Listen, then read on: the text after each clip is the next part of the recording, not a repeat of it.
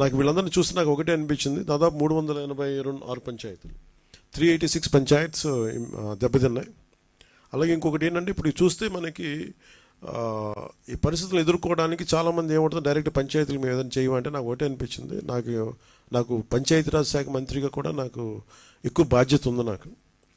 So నాకు నిన్న ఇచ్చిన ₹1 నాకు చూస్తే నాకు ఎట్లా వెళ్ళాలని అనిపించినప్పుడు, ప్రత్యేకించి నేను క్షేత్రస్థాయిలో ఈరోజు అందరితో మాట్లాడుతున్నా ఒకటే అనిపించింది, ఇంకా చేయాలి, దీనికి ఇంకొంచెం నా వంతు సహాయం సరిపోవట్లేదు, ఇంకా చేయాలనిపించింది.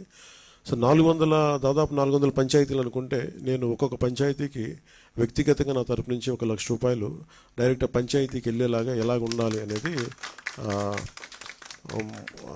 అనుకుంటున్నాను. దాన్ని ఆ మోడాలిటీస్ ఏంటనేది ప్రిన్సిపల్ సెక్రటరీ గారి దృష్టికి ఇందాక మాట్లాడాను.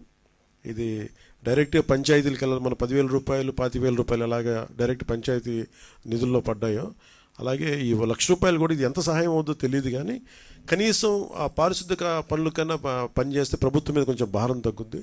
ఆ ప్రభుత్వం ఉన్న డబ్బు కనీసం కొంత ఒక రోడ్డుకి పనిచేస్తాయి. సో నా సైడ్ నుంచి నేను ఇచ్చే 400 పంచాయతీలకి ఈ ₹1,00,000 చొప్పున కనీసం పారిశుద్ధ్య పనులకు కొంచెం సహాయకారిగా ఉంటుంది అనేది